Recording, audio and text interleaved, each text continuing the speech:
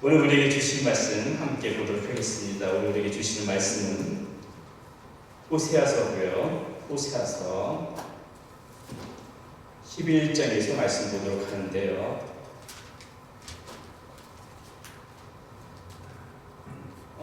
1265페이지 있습니다. 구약성경 1265페이지에 있고요. 호세아서 11장 1절에서 11절까지 말씀입니다.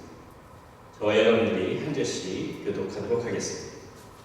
이스라엘이 어렸을 때에 내가 사랑하여 내 아들을 애굽에서 불러냈거늘 선지자들이 그들을 그리스도 그들은 점점을 하고 바알들에게 제사하며 바로새 경상하고서 등하게 합니다. 그러나 내가 에브라임에게 걸음을 가르치고 내 발로 안았음에도 내가 그들을 고치는 줄을 그들은 알지 못하였도다.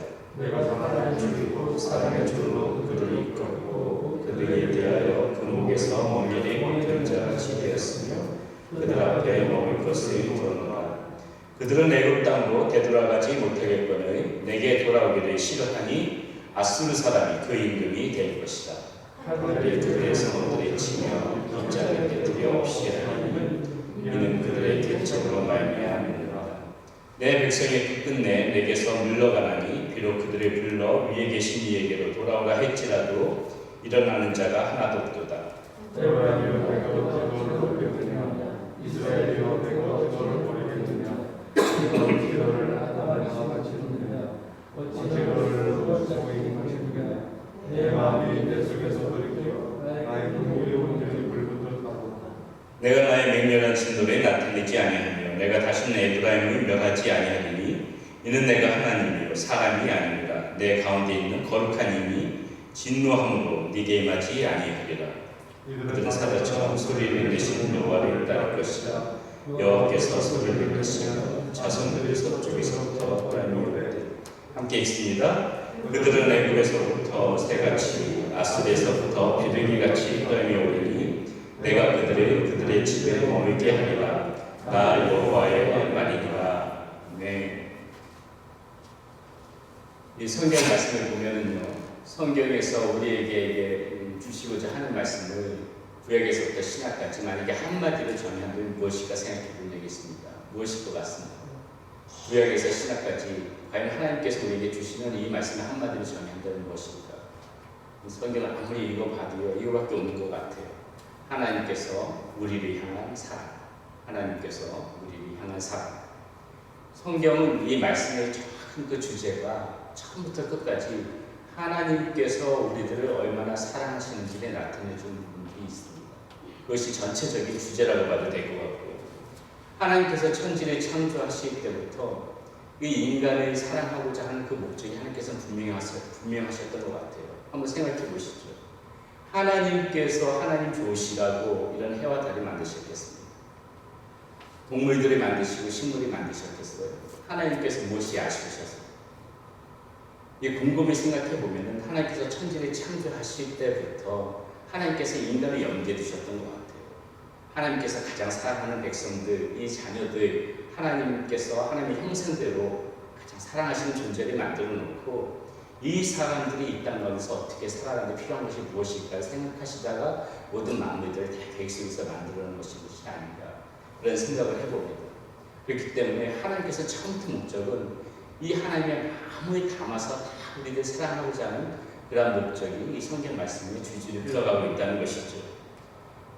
하나님께서는 당신을 의지하고 당신을 사랑하고 그런 백성들을 하나님께서는 언제든지 기뻐하셨고 그들을 품으셨고 그들을 기뻐하셨고 그 반면에 하나님이 떠난 백성들에 대해서는 하나님께서 다 마음을 아파하셨어요. 다 하나님의 사랑의 마음에서 비롯된 것이죠.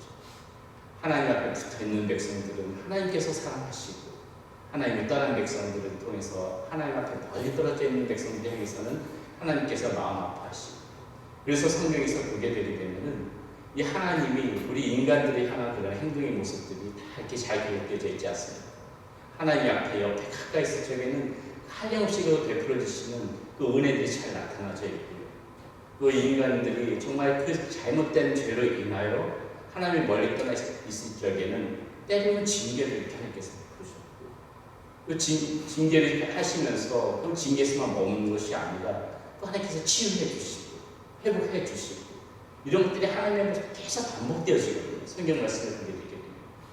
결국은 어떻게 해야 됩니까? 이 하나님의 사랑이 극대화하는 모습, 예수 그리스도를 우리에게 다 보내주셔서 우리 인간의 완전한 구원에 이르기까지 이 보게 되게 되면은 이 하나님의 사랑의 마음이 어디 하나에도 이렇게 부족함이 없다 이것이죠.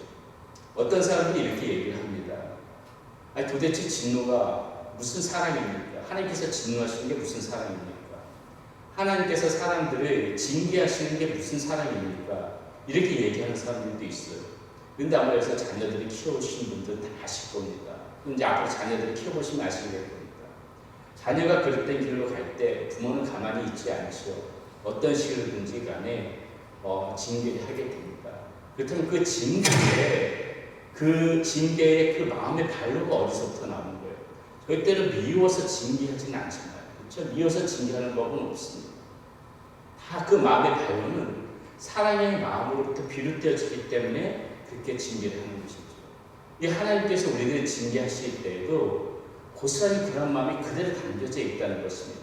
하나님이 우리들이 미워해서 징계하시는 것이 아니라 이 곁길로 빠지는, 죄의 길로 빠지는 이 자녀가 어떻게 다시 다른 길로 돌아올 것인가 하나님께서 그것을 염두에 두시기 때문에 그렇게 하나님께서는 때로는 불가피하게 징계도 하실 수가 있다는 것이죠. 그래서 우리는 하나님의 진노에서조차도 우리를 애타게 기다려주시고 사랑해주시는 그런 하나님의 마음을 우리는 느끼게 된다 이것이죠. 이런 하나님의 사랑이 잘 나타나 있는 말씀 중에 하나가 오늘 우리가 읽은 호세아서인데요.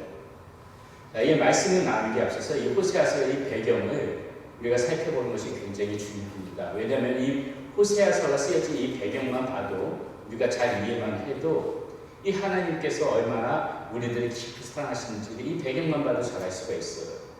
자, 호세아서는 북이스라엘이 아수르라는 나라에 멸망하기 전까지 그 선지자의 예언자로 활동했던 사람입니다.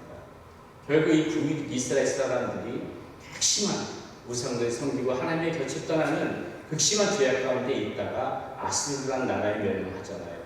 그 상황 가운데에 활동하던 사람이 호세아가 이것이죠. 자, 이런 호세아에게 어느 날 하나님의 말씀이 전해지는데요. 호세아서 1장 2절입니다. 1장 2절에 이렇게 말씀이 전해져요. 여호와께서 처음 호세아에게 말씀하실 때 여호와께서 호세아에게 이르시되 너는 가서 음란한 여자를 맞이하여 음란한 자식들이 나와라. 이 나라가 여호와를 떠나 크게 음란합니다 하시니.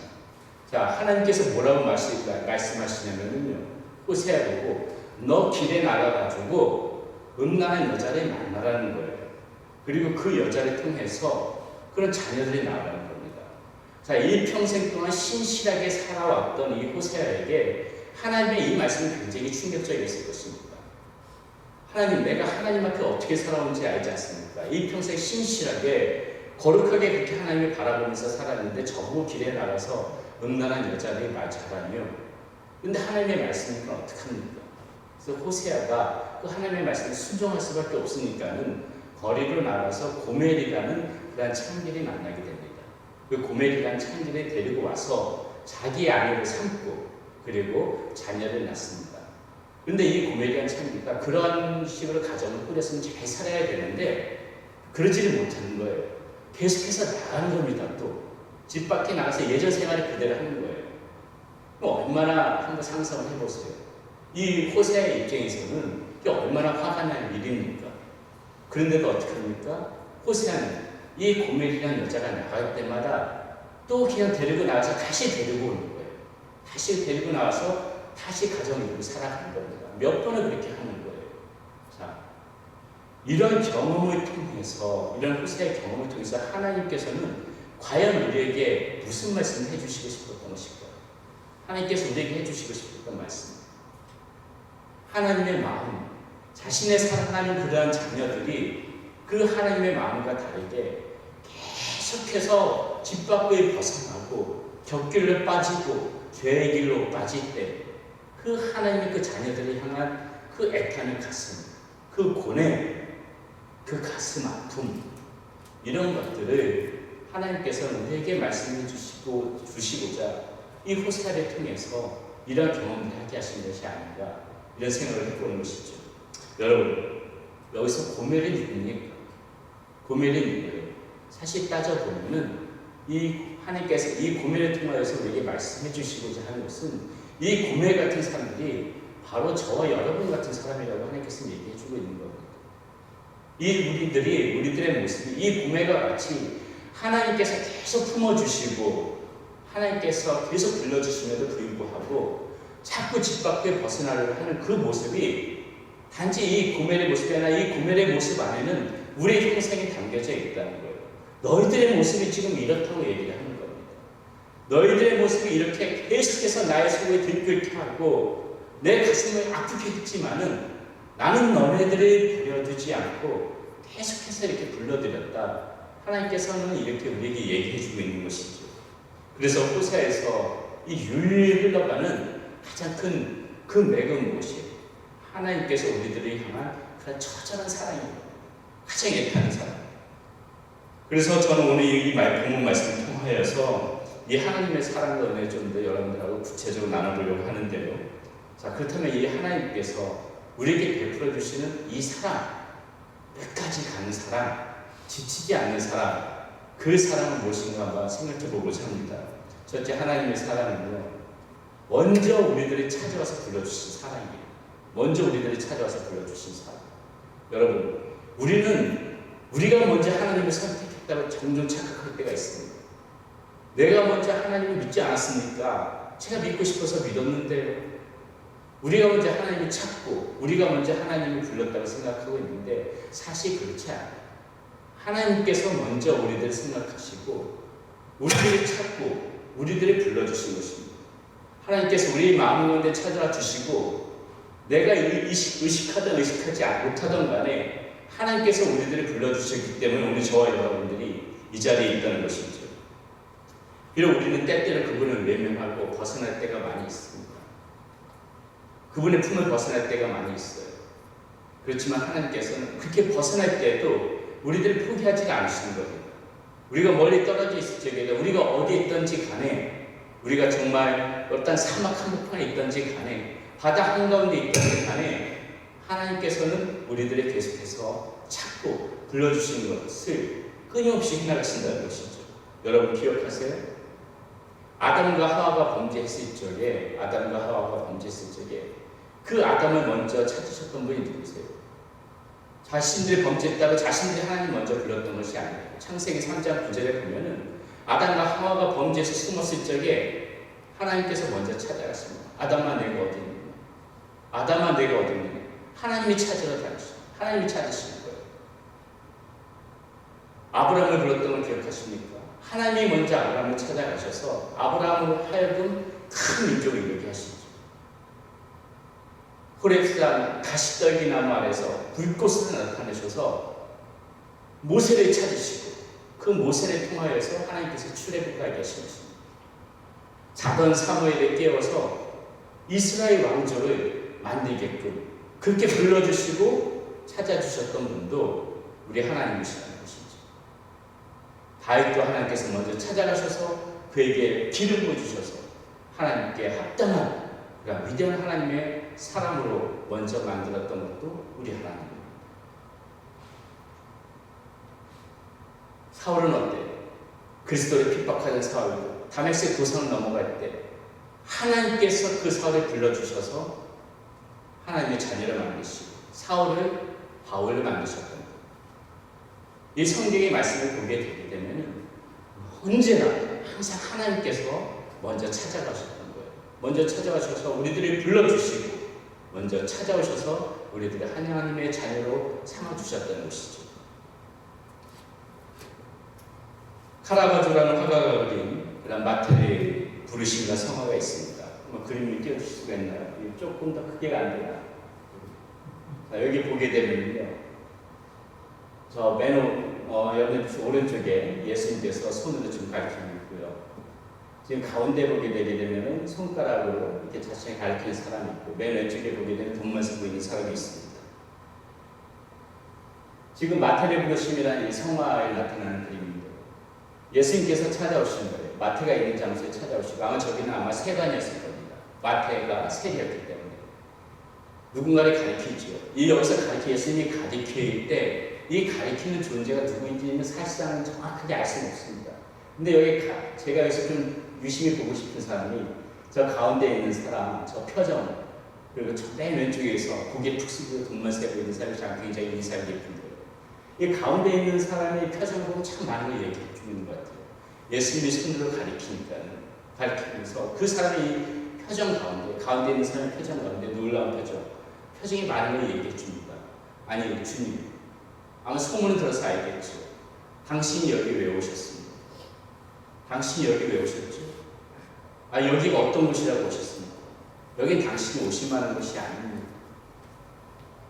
우리 같은 사람을 당신이 부르신다고요? 이 가운데 있는 사람의 표정 가운데는 굉장히 당황스러워, 의아함, 이런 모든 것들이 다 내포되어져 있어요.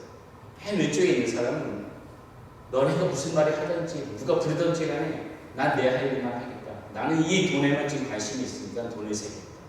지금 그런 모습들 저 한 장의 그림 가운데 모든 것들이 담겨져 있다는 것이죠.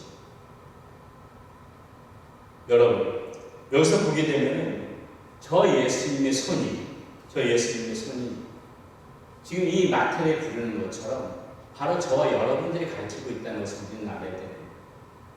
저 예수님의 손이 우리들이 가르치고 우리들이 불러주셨기 때문에 오늘 저와 여러분들이 있는 거예요. 주님께서 먼저 찾아와서 저렇게 지금 우리들이 불러주시는 것이라는 것이죠. 어떠한 환경 속에서 주님께서 여러분들을 찾아오시고 여러분들이 어떠한 환경 속에서 어떠한 현상 속에서 여러분들 부르셨는지 저는 알지 못하지만 우리는 저 마태보다도 사실 보게 되면 하나도 나을 것이 없는 사람이죠. 하나도 나을 것이 없는 저들의 우리 같은 사람들을 하나님께서 이렇게 불러주셨을 적에 여러분들 중에서 당연하지요. 주님께서 저는 부를만한 사람이지요. 이렇게 말할 사람은 한 명도 없다는 겁니다. 다 이렇게 마태처럼 부족한 사람이고 다 죄인된 사람이지만 우리 주님께서 먼저 찾아와서 손으로 나를 가르쳐 주시고 나를 가르치시고 불러주셨기 때문에 오늘 저와 여러분들이 지금 이 자리에 있다는 것이죠. 아무 공로도 없는 죄 많은 나를 이렇게 태초부터 목마른 사랑으로 우리들 불러주시고 그리고 그 하나님의 손길이 오늘 나를 향하고 있다는 그것을 우리가 인식한다면 우리가 오늘 하루를 살아갈 때 허투루 살아갈 수가 없는 것이죠. 우리 주님 안에서 살아갈 수밖에 없는 것입니다. 자, 둘째로 하나님께서 우리에게 주신 사랑, 어떤 사랑이냐면은 우리를 바르게 세워주시는 하나님의 사랑입니다. 우리를 바르게 세워주시는 하나님의 사랑. 본문 2절부터 7절까지 말씀 함께 보도록 하겠습니다. 본문 2절부터 7절에 보면 선지자들이 그들을 부를수록 그들은 점점 멀리하고 바알들에게 제사하며 아루새긴 우상 앞에서 분향하였느니라. 그러나 내가 에브라임에게 걸음을 가르치고 내 팔로 안았음에도 내가 그들을 고치는 줄을 알지 못하였도다. 내가 사람의 줄, 곧 사랑의 줄로 그들을 이끌었고 그들에게 대하여 그 목에서 멍에를 벗기는 자같이 되었으며 그들 앞에 먹을 것을 두었노라. 그들은 애굽 땅으로 되돌아가지 못하겠거니 내게 돌아오기를 싫어하니 아수르 사람이 그 임금이 될 것이다. 칼이 그들의 성읍들을 치며 빗장을 깨뜨려 없이 하리니 이는 그들의 계책으로 말미암음이니라. 내 백성이 끝끝내 내게서 물러가나니 비록 그들의 불러 위에 계신 이에게로 돌아오라 할지라도 일어나는 자가 하나도 없더라. 자, 이 말씀에서 본 바와 같이 우리는 이렇게 하나님께서 불렀음에도 불구하고 계속해서 지금 격길을 빠지고 있는 거예요. 하나님께서 우리를 품어주셨음에도 불구하고 그 품을 싫다고 우리는 종종 이렇게 격길을 빠져버립니다. 자, 마침내 보다 못해서 하나님께서 정말 그분의 징계를 내리는 거죠. 계속해서 격길로 빠지는 자녀들을 가만히 내버려둘 수 없으니까요. 여러분, 우리가 좀 생각해야 될 것이 있는데 우리 삶 가운데 우리들이 이렇게 종종 고난과 고통이 찾아올 때 우리는 종종 우리 스스로를 욕처럼 취급할 때가 있습니다. 마치 나는 의로운데 지금 나에게 이 욕처럼 고난이 찾아왔다. 내가 이것을 잘 참고 이겨내면은 아마 나를 정금과 같이 하나님께서 만들어 주실 거예요. 나에게 어려움이 찾아왔을 적에 우리는 마치 내가 참 욕과 같이 스스로 별 특별한 잘못이 없는데 이 시련은 나를 더 강건하게 하기 위해서 주시는 시련일 것이다. 이렇게 생각하고 착각하면서 살아갈 때가 많이 있어요. 예, 물론 그럴 때가 있습니다. 하나님이 그 필요에 따라서 우리들을 연단시키고 강건케 하기 위해서 그렇게 주시는 시련도 있지만은, 그러나 그보다 먼저 우리가 이 본문에 나와 있는 것처럼 생각할 때 우리에게 어려움과 아픔이 찾아온다면은, 제가 늘 말씀드린 것지만 먼저 우리가 해야 될 일은 우리 스스로를 먼저 돌아볼 필요가 있는 거예요. 우리 스스로를 돌아보고, 내가 혹시나 지금 하나님이 부르심에도 불구하고, 주님이 부르심에도 불구하고 내가 너무 지금 멀리 떠나와 있는 것은 아닌지, 주님께서 나를 품어주심에도 불구하고 그 품을 벗어나겠다고 내가 내 고집을 피우고, 내가 그 품을 벗어나겠다고 내 멋대로 살아가려고 그렇게 지금 애쓰는 가운데 이런 벌어진 현상은 아닌지, 우리가 정말 지혜로운 하나님의 자녀라면은 우리 스스로를 먼저 이렇게 둘러볼 필요가 있다는 것이죠. 오늘 말씀처럼 이 아픔이 어디서부터 온 것인가? 그것이 지혜로운 사람이라는 거예요. 나는 아무런 잘못이 없는데 나를 연단시켜서 전문같이 나오게 하시기 위함이지, 이렇게 생각하는 것도 좋지만은, 항상 우리는 우리 자신을 들러보면서 내가 하나님의 곁을 떠나 있는 것은 아닌지, 내가 하나님의 품속에서 자꾸 벗어나려고 버둥거려서 이런 아픔이 오는 것은 아닌지, 그것을 우리가 살펴보는 것이 정말 현명하고 지혜로운 하나님의 자녀라는 것이죠. 여러분이 그릇된 길로 가려는 자녀를 징계할 때 여러분들 마음이 편합니까? 그렇지 않을 거예요. 아마 여러분의 자녀들을 혼내고 할 때, 자녀들이 잘못된 길로 갈 때 그 자녀를 혼내고 있다면 그 혼내는 만큼 여러분들의 마음도 아플 겁니다. 자녀들은 그것을 잘 이해하지 못할 때가 있어요. 왜 부모가 나를 혼내지 이해하지 못할 때 있지만은 부모의 마음은 다 아시죠. 자녀를 혼낼 때, 그 징계할 때 부모의 마음이 편하지 않습니다. 마찬가지 하나님도 그래요. 하나님께서 우리가 적길로 빠질 때, 하나님께서 우리들을 징계할 때 하나님의 마음 편할까요? 하나님의 마음도 역시 안 편해요. 하나님 마음도 불편하다는 것이죠. 저는 4살 때 이후로 아버님 없이 홀어머니 밑에서 제가 자랐습니다. 이 홀어머니 밑에서 자라다 보니까는 이제 친구들도 뭐 이렇게 놀려고 하고, 또 제 자격지심 때문이었는지 몰라도 이 싸움 참 많이 했던 것 같아요. 친구들하고 굉장히 다툼도 많았던 것 같고요. 그 어느 날 친구와 한번 굉장히 크게 싸우고 나서 집에 돌아왔는데, 그날 저녁에 그 친구가 아주 비겁하게도 자기 아버지를 데려온 겁니다. 우리 집을 찾아온 거예요. 문에 찾아와서 막 항의를 한 겁니다. 서로 같이 싸우고 지도 맞고 나도 맞았는데 이 애의 얼굴을 보라 그러면서 우리 어머니한테 막 항의를 하는 거예요. 그 아버지가 찾아와서. 이 아버지 오면 서로 뭐 말도 못하죠. 저는 뭐 모르겠지만 저희 어머니 느끼지 않았겠습니까? 하여튼간 뭐 다른 경위는 잘 모르겠는데, 그날 밤에 제가 하여튼간 아주 직설이 어머니한테 맞았어요. 그 일을 통해서 어머니한테 굉장히, 왜 이렇게 뭐 많이 맞았는지 모르겠는데 어머니한테 굉장히 많이 맞았습니다. 근데 이렇게 맞고 난 다음에 애 때는 그래요. 시컷 맞고 나면 왜 이렇게 잠이 잘 오는지 모르겠어요. 이 맞고서는 이렇게 잠을 자고 있는데, 제가 지금 선명하게 기억하는 부분이 있습니다.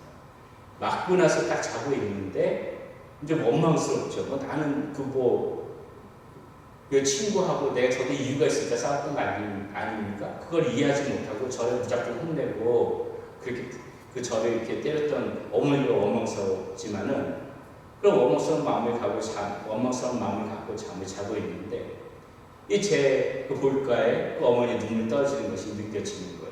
제가 자고 있음에도 무슨 잠이 깼죠. 근데 눈을 못 뜨겠더라고요. 붙잡고 이렇게 그 눈물 뚝뚝 떨어지는 것이 제 볼가에 느껴지는데, 제가 그때 어린 마음에 느껴지는 게, 이 어머니가 나를 미워했을 때였던 것은 절대 아니겠구나. 이 어머니가 나를 사랑하시기 때문에 혹시라도 내가 정말 그 아버지 없이 잘못된 격돌을 갈까봐 이렇게 혼내는 건가 보구나. 그 어려운 마음에 참 이렇게 철든 생각이 들더라는 것이죠. 그 어머니의 그 눈물을 제 볼을 이렇게 맞으면서 느꼈던 그날이 선명히 기억되어지면서, 그때 이후로 저는 가급적이면 정말 나쁜 짓 안 하고 살아가려고 그렇게 애썼던 것 같아요. 사랑하는 여러분, 저는 그래서 지금도요, 이 하나님을 때로는 이렇게 좀 잘못된 길로 갔을 적에 하나님께서 저를 좀 공경에 빠뜨리게 한 것 같기도 하고, 우리가 쉽게 말하는 하나님의 진리 같은 것이 느껴질 때가 있어도 저는 절대로 하나님을 원망하지 않습니다. 저는 그 마음을 너무나 잘 아는 거예요. 하나님께서 나를 바로 세우기 위해서 오늘도 하나님께서 나에게 이런 힘든 시간을 주실 수도 있다. 하나님께서 나를 다른 하나님의 자녀를 세우기 위해서 잠시 이 어려움을 허락할 수도 있다. 그것이 제가 정말 신앙이 좋고 믿음이 좋아서 다 느껴지는 것이 아니라 정말 하물며 이 육신의 부모도 그 자녀가 그릇된 길로 갈 때 그 자녀를 징계하고 그것이 마음 아파서 이렇게 눈물을 흘리시는데 우리 하나님께서 여러분들이 잘못된 길로 가시고 격길로 갈 때 여러분들이 징계한다 한들 하나님의 마음 절대 안 편하다는 거죠. 다시 말해서 하나님은 징계를 하시더라도 그 사랑의 마음으로 여러분들을 바로 세우기 위해서 하시는 징계라는 겁니다. 그렇기 때문에 여러분, 비록 지금 이 상황이 정말 어떠한 나의 잘못으로 인한 그런 징계를 할지라도 그것은 정말 부족한 나를 바로 세우기 위한 그런 하나님의 사랑의 표현이다 생각하시고 그것을 의심하면 안 될 것입니다. 히브리 기자는요, 히브리서 12장 5절 8절에서 우리에게 이렇게 권면합니다. 이 하나님의 마음 참 잘 나타내는 말씀인데요. 또 아들들에게 권하는 것 같이 너에게 권면하신 말씀도 잊었도다. 일렀을 때 내 아들아 주의 징계하심을 경히 여기지 말며 그에게 꾸지람을 받을 때에 낙심하지 말라. 주께서 그 사랑하시는 자를 징계하시고 그가 받아들이시는 이들마다 채찍질 하신다 하였으니 너희가 참으면 징계를 받기 위함이라. 하나님의 아들과 같이 너희를 대우하시나니 어찌 아버지가 징계하지 않는 아들이 있으리요. 징계는 다 받는 것이거늘 너희에게 없으면 사생자요 친아들이 아닙니다. 자, 이 말씀을 통해서 느끼십니다. 이 징계에서조차도 그 애틋한 하나님의 마음은 변하지 않는다는 거예요. 여러분들이 향하는 그 애틋한 마음은 변하지 않아요. 그러므로 여러분들께서 살아가시면서 혹이나 조금 힘들고 어려운 부분이 있다면 제일 먼저 여러분들이 생각하셔야 될 것은 내가 하나님의 이 부르심과 하나님의 찾은 가운데 하나님의 품 가운데서 자꾸 벗어나려고 해서 벌어지는 게 아닌가. 그것을 생각하시고 바로 하나님 앞에 다시 돌아오시는 그런 모습이 지름됩니다. 하나님께서는 한 번도 여러분들의 어려운 가운데 있다 할지라도 여러분의 죄 가운데 있어서 징계한다 할지라도 여러분을 저주하고 미워해서 그렇게 하나님께서 하시는 것이 아니라 또 여러분이 사랑하심으로 징계하시는 것이기 때문에 바로 그것을 깨닫고 하나님의 품으로 돌아올 때 하나님께서는 다시 여러분을 회복시킬 수가 있는 겁니다. 마지막으로 우리가 보는 하나님의 사랑, 포기하지 않으시는 하나님의 사랑입니다. 포기하지 않으시는 하나님의 사랑. 우리는 하나님과 멀어져 있다고 생각할 때 외로움을 느끼죠.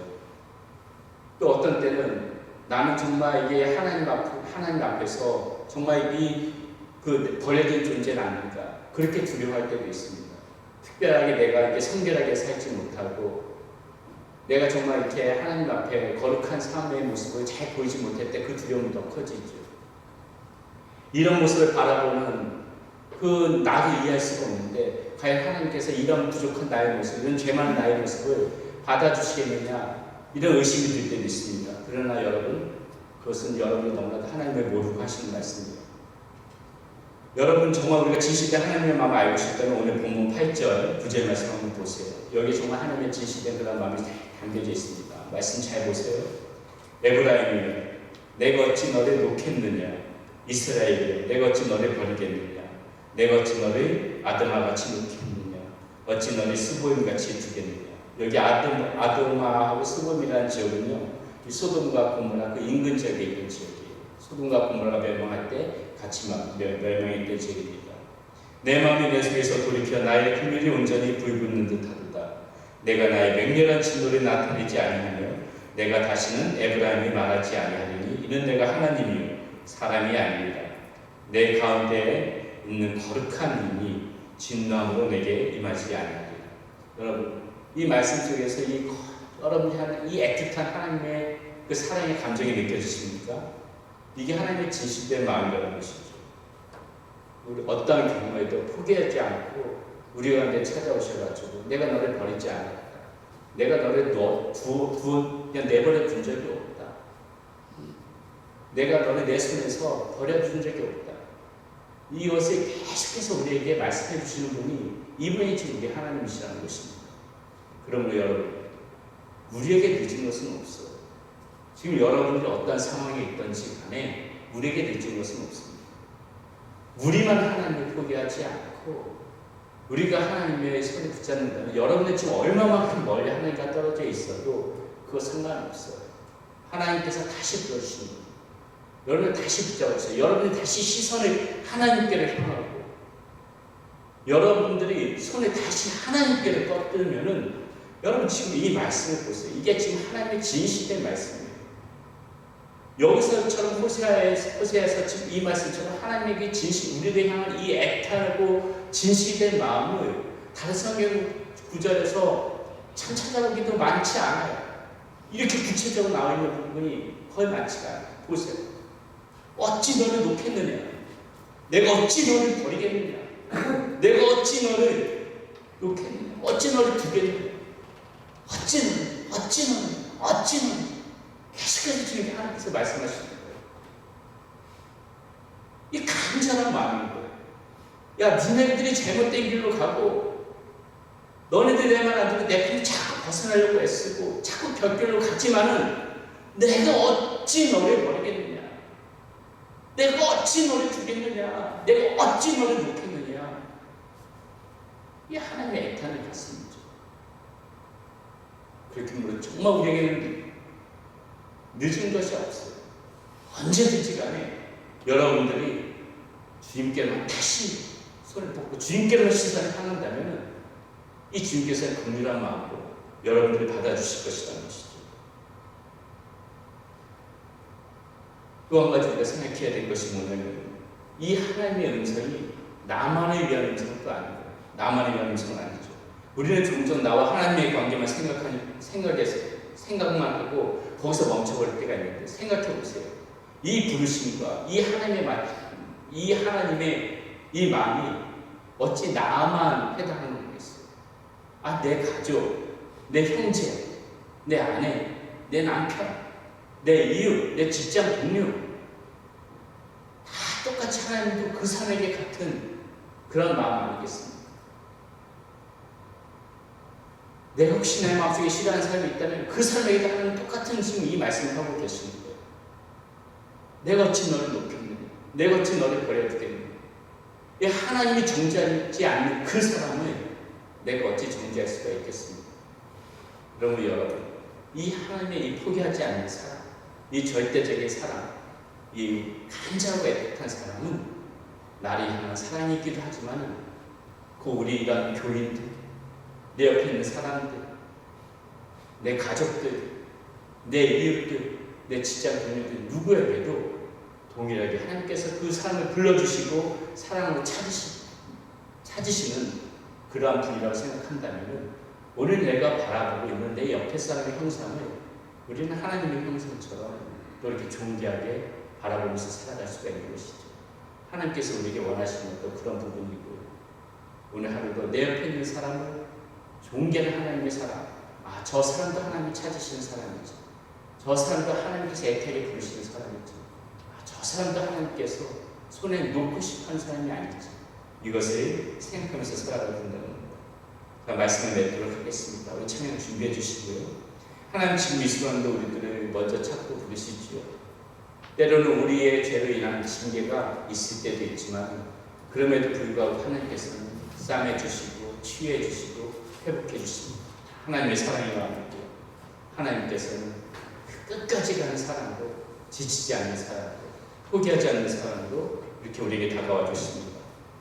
이런 지치지 않는 하나님의 사랑과 은혜에 우리가 조그만 감사한 마음이라도 가지고 있다면 오늘 우리 호세아서 마지막 장에 보면요 14장 1절 2절에서 이 그 백성들에게 했던 말을 우리는 이게 가슴에 담고 순종해야 합니다. 이 말씀하고 마지막으로 볼게요.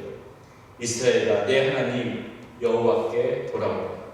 네가 불의함으로 말미암아 엎드려졌느니라. 너는 말씀을 가지고 여호와께 돌아와서 아뢰기를 모든 불의를 제거하시고 선한 바를 받으소서. 우리가 스스로마지를 대신하여 입술의 열매를 주께 드리리이다. 하나님의 사랑을 우리가 믿는다면 이렇게 두려워하지 말고 어서 빨리 하나님 앞에 더욱더 가까이 가까이 다가오는 여러분들 되시길 바랍니다. 그리고 절대 떠나지 마세요. 여러분들은 하나님께서 창세 전부터 지금까지 그리고 앞으로도 애타게 찾고 기다리고 포기하지 않고 끝까지 가는 사랑으로 여러분들이 바라보고 계신다는 거, 그거 잊지 않고 살아가는 여러분들 되시기 바라겠습니다.